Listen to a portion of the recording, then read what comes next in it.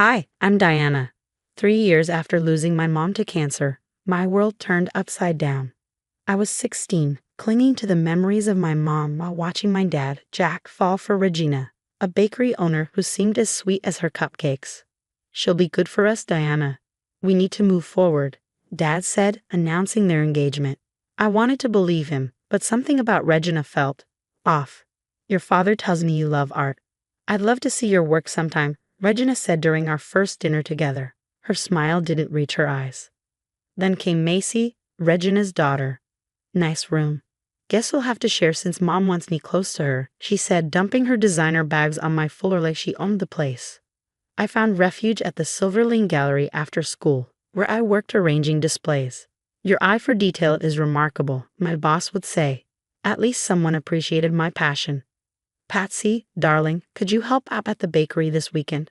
Just a few hours, Regina asked one Friday. Those few hours turned into every weekend. Then after school too. No pay, just family duty. But I have my gallery job, I protested.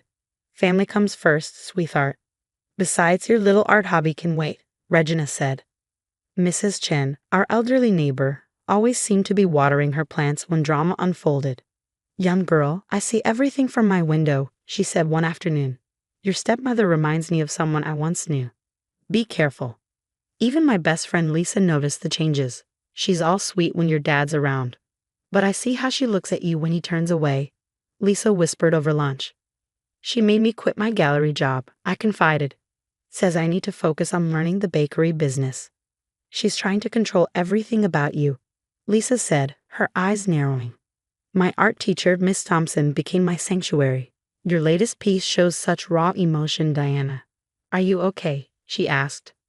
I'm fine, I lied, while Regina's Instagram portrayed a perfect blended family. #blessed, #family first, #stepmom life.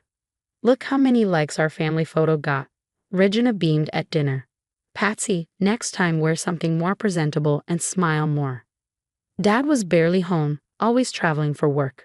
Regina's doing her best, he'd say during our brief phone calls. Give her a chance. But how could I, when she was erasing everything that made me me, my art, my job, my space? Everything had to fit her perfect family narrative. Remember, Macy whispered one night, her voice like a dagger, Mom always gets what she wants. Always. The way she said it sent chills down my spine. Little did I know, the nightmare was only beginning. With Dad taking more business trips, Regina stopped pretending. Her true colors bled through. Look at Macy's perfect grades. Why can't you be more like her? She'd snap during dinner, while Macy smirked behind her phone. My art portfolio for college was due, but Regina ensured I had no time to work on it. Art won't pay the bills, Patsy. Look at your father. He works in the real world. Then came her birthday. It was an obsession, a social media spectacle. I want you to bake my cake. It needs to look exactly like this. She shoved a magazine photo of an impossibly intricate 4-tier cake into my hands. But I've never made anything that elaborate, I said, my voice trembling. Are you saying you're not capable, after all the time you've spent in my bakery? Regina's eyes glinted with a dangerous malice I'd come to fear. Determined not to fail, I spent hours in the kitchen. The counters were a disaster, powdered sugar coated my hair, and the cake, it just wasn't working. By the time the 3rd tier collapsed, I felt like collapsing too. Regina stormed in, her heels clicking sharply on the tile. You stupid, worthless girl. You're ruining everything.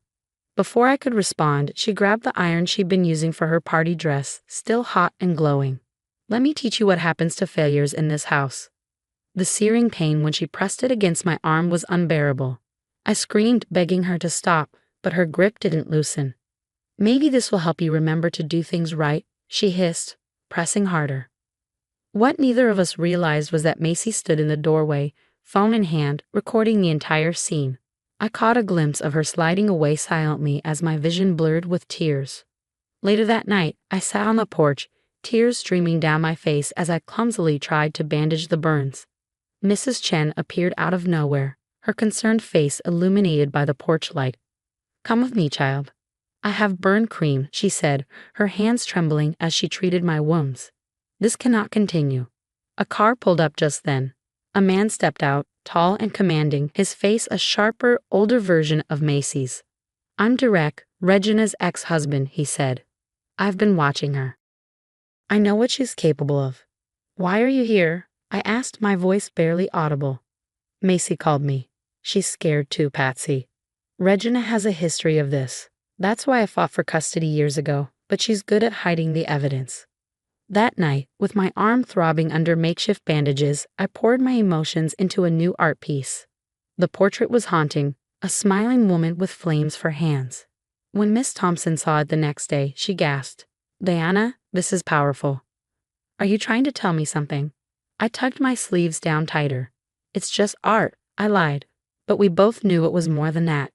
My bruises might have been hidden, but my art screamed the truth I couldn't say out loud. "Document everything," Derek had said before leaving. "Your time for justice will come."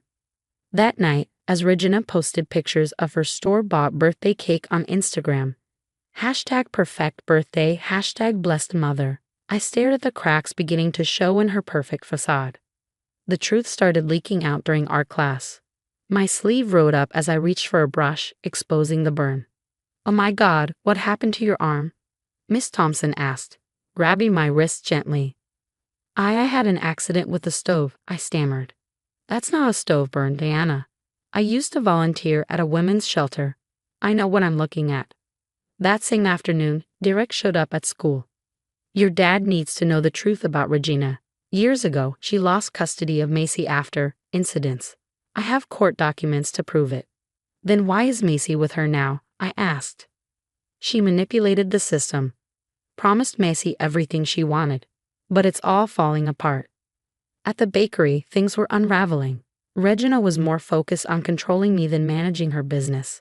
"You can't fire me just because your stepdaughter messed up an order," Sarah, a longtime employee, yelled.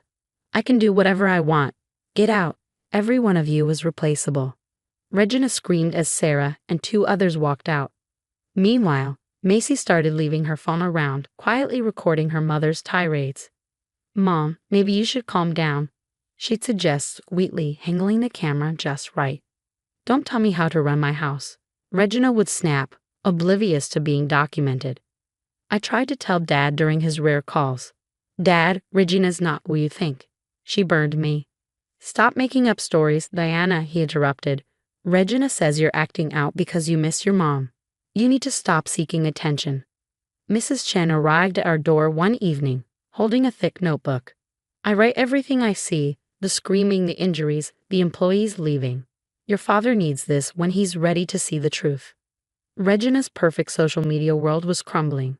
Her latest post about family dinner was bombarded with comments. Ask her about her bakery's turnover rate. Wonder if she burns her employees like she burns her stepdaughter. Regina went ballistic, deleting comments as fast as they appeared. "They're all lying. They're jealous of our perfect life." Macy cornered me in our room that night, her face pale but determined. "I have videos, Diana. Lots of them," she confessed, voice trembling. "Mom, she did the same things to me when I was younger. That's why Dad left." "Why didn't you tell me?" I asked, feeling both betrayed and heartbroken. "Because I thought if I played along, stayed her perfect daughter, she wouldn't hurt me again. I was wrong. She just found a new target." The next weeks were chaos. The bakery's reviews plummeted. Worst management ever. Owner too busy terrorizing her family to run a business. Regina's rage grew with every bad review. "This is your fault," she screamed, her face twisted with fury. "You've turned everyone against me." But for the first time, I wasn't scared. Unlike before, I wasn't alone. Mrs. Chen was watching. Miss Thompson was watching. Derek was investigating. And Macy was recording everything. "Your perfect family is falling apart," I said, my voice steady. "And you did this to yourself." The look in her eyes told me I'd pay for that comment, but this time I was ready. We all were. Everything unraveled faster than one of Regina's overpriced cakes. Dad called in a panic after receiving an anonymous video compilation. "Is this real, Patsy? Why didn't you tell me?" "I tried, Dad, but she always convinced you I was lying." The health department raided the bakery after anonymous tips. They found expired ingredients, rat droppings, and falsified inspection documents. Regina's Instagram perfect life imploded as #ReginaTheAbuser trended. Her followers watched her meltdown in real time. "You ungrateful brats. I gave you everything," she screamed in one video. "You gave us trauma," Macy replied calmly. Dad filed for divorce the same day. Regina was arrested for child abuse. The evidence was overwhelming. Mrs. Chen's meticulous diary, teacher testimonies, medical records of my burns, and Macy's videos. 5 years flew by. I graduated from art school with honors, and the opening night of my gallery, Phoenix Rising, Art of Survival, drew hundreds of people.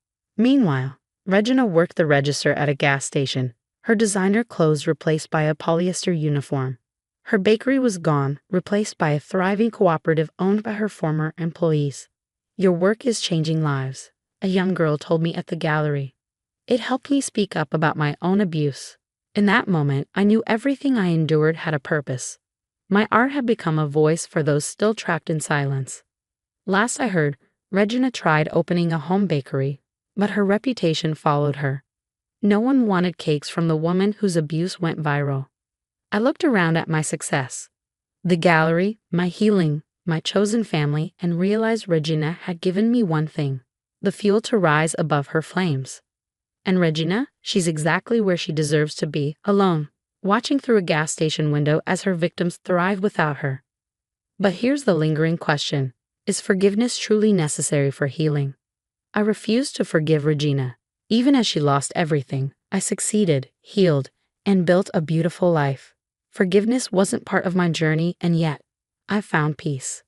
What's your take? Should survivors feel pressured to forgive their abusers to complete their healing?